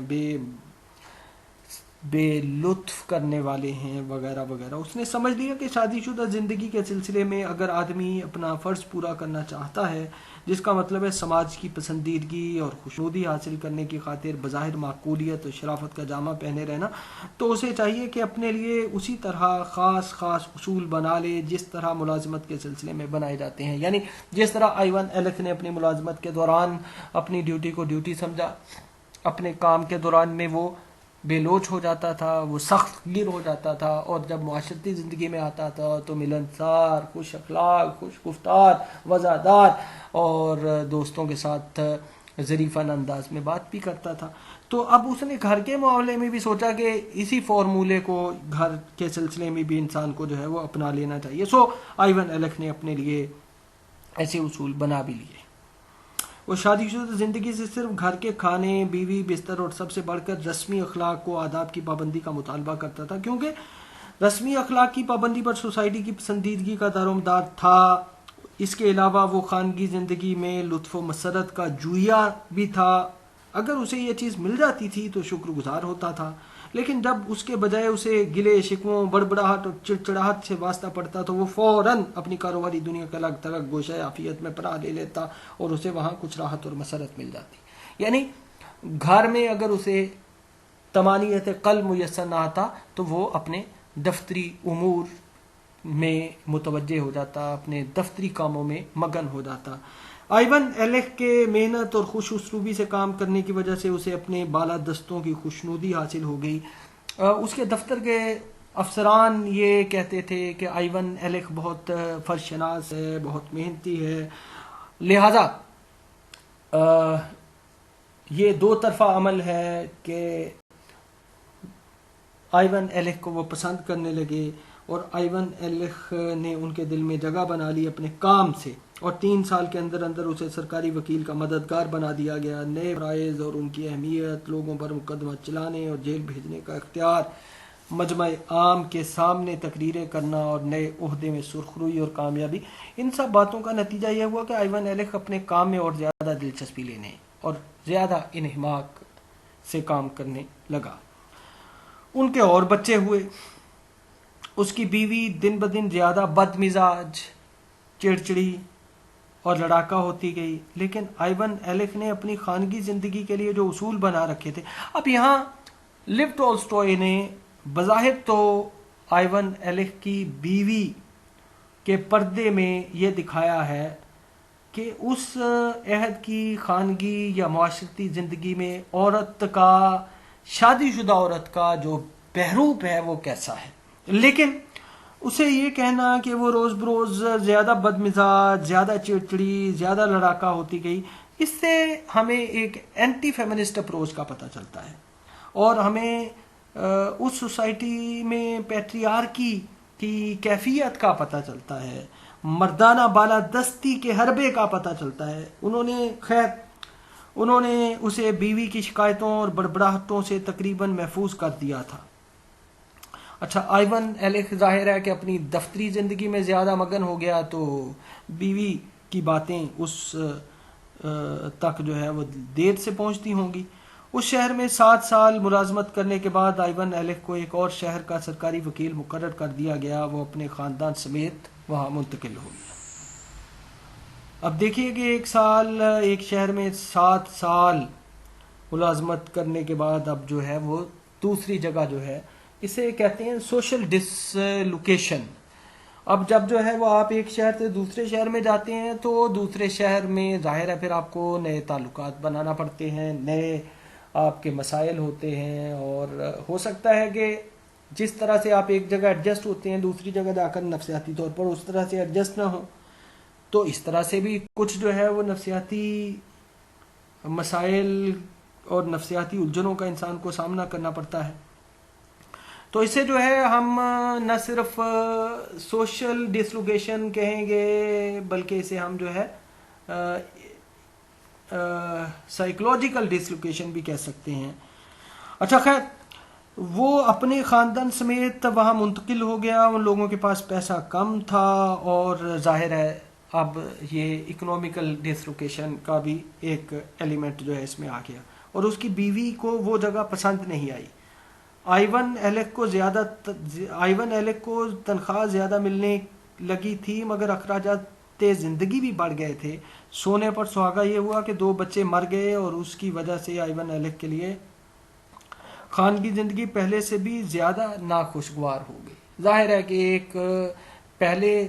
آزادی چھن جانے کا غم، اور دوسرا جو ہے بچوں کے مر جانے کا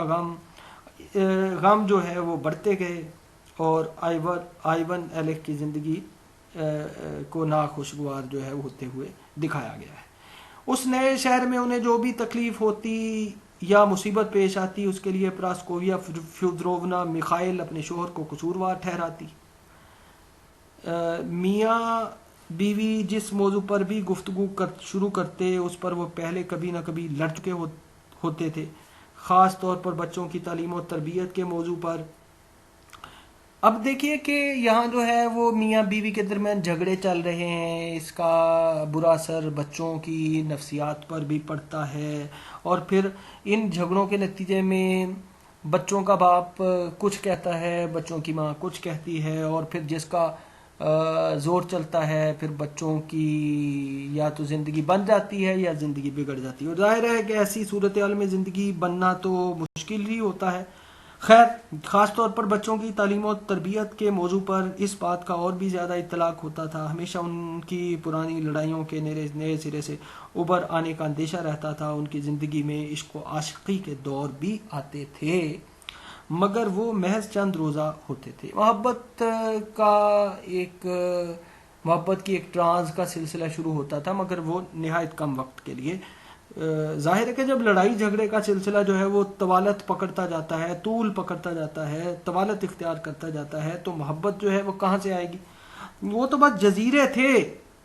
جن پر یہ جوڑا ذرا دم لینے کو رکتا تھا، اور ایک بار پھر اس ڈھکی چھپی دشمنی کے سمندر میں کود پڑتا تھا۔ یعنی ایک محبت کا جزیرہ ہے اور ایک نفرت کا جزیرہ ہے، اور جب ملاقات ہوتی ہے تو کبھی محبت جو ہے کبھی کبھی جاگ پڑتی ہے، زیادہ تر جو ہے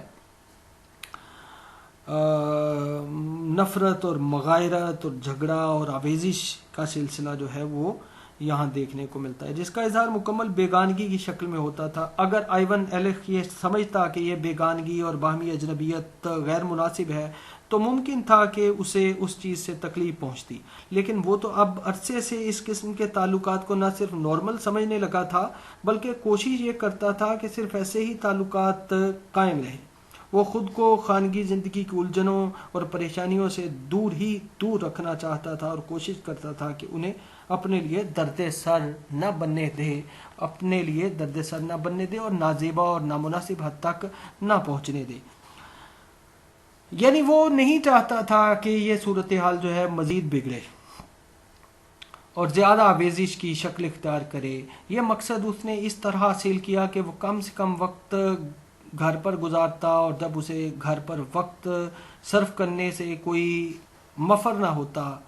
تو وہ غیروں کی موجودگی کو اپنے سکون اور عافیت کا ذریعہ بناتا. اچھا، اس طرح کی زندگی، جس طرح کی زندگی، سماجی زندگی آئیون ایلک کے کردار کی صورت میں لیو ٹولسٹوئے نے پورٹرے کی ہے، اس طرح کی زندگی سے بہرحال کوئی بھی انسان جو ہے وہ کس حد تک اس سے مبرہ ہوتا ہے، اس کے بارے میں ظاہر ہے کہ اس ناول کے قارئین اپنی اپنی حساب سے فیصلہ کر سکتے ہیں.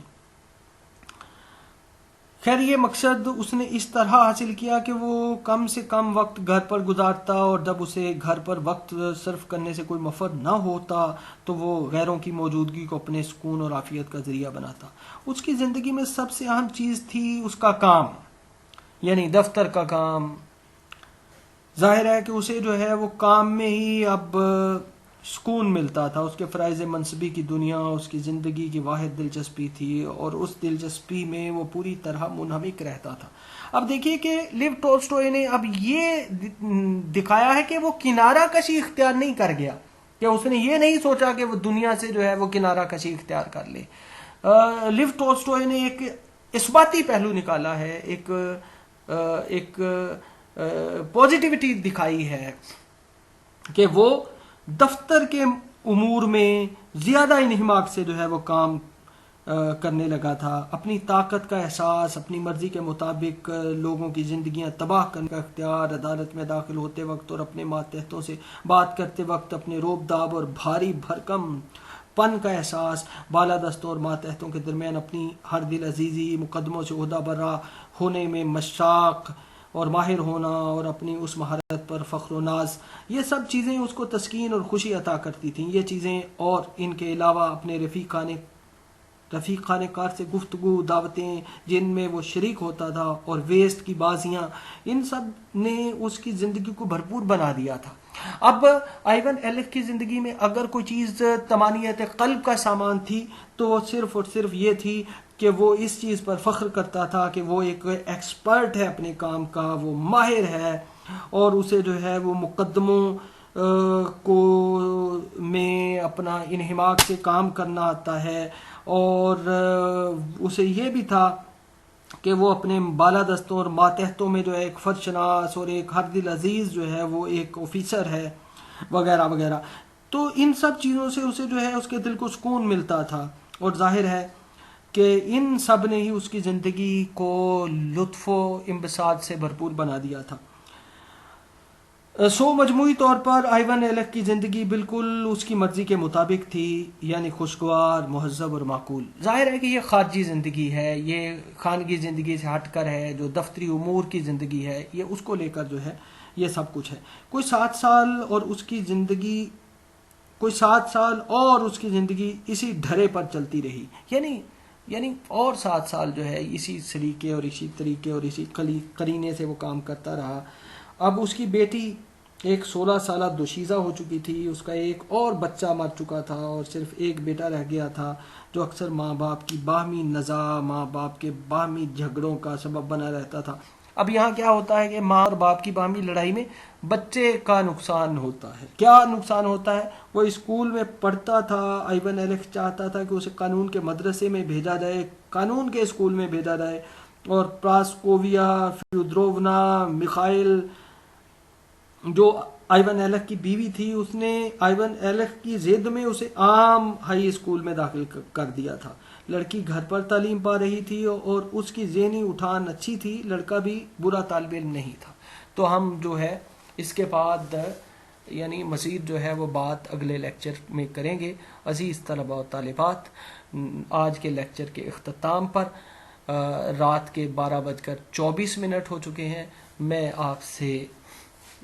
یہی آپ کو سجیسٹ کروں گا کہ دا ڈیتھ آف آئیون ایلک، اس کو آپ میرے ساتھ شریک ہو کر اس لیکچر سے یقیناً آپ وہ بصیرت حاصل کریں گے، وہ گیان حاصل کریں گے، آپ کے شعور کو جلا ملے گی، آپ کو پتہ چلے گا کہ جو یونیورسل بیہیویئرز ہیں، جو یونیورسل ویلیوز ہیں، وہ دنیا کے کسی بھی خطے کا انسان ہو،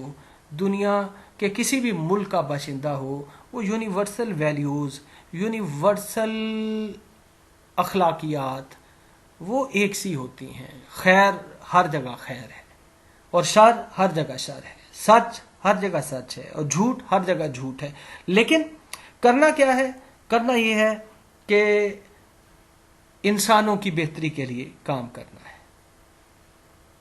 انسانوں کے رویوں کو سمجھنا ہے، انسانوں کے دکھ درد میں انسانوں کے کام آنا ہے۔ یہی انسانیت کی میراث ہے، اور اسی کے ساتھ آج کے لیکچر کا اختتام کرتے ہیں۔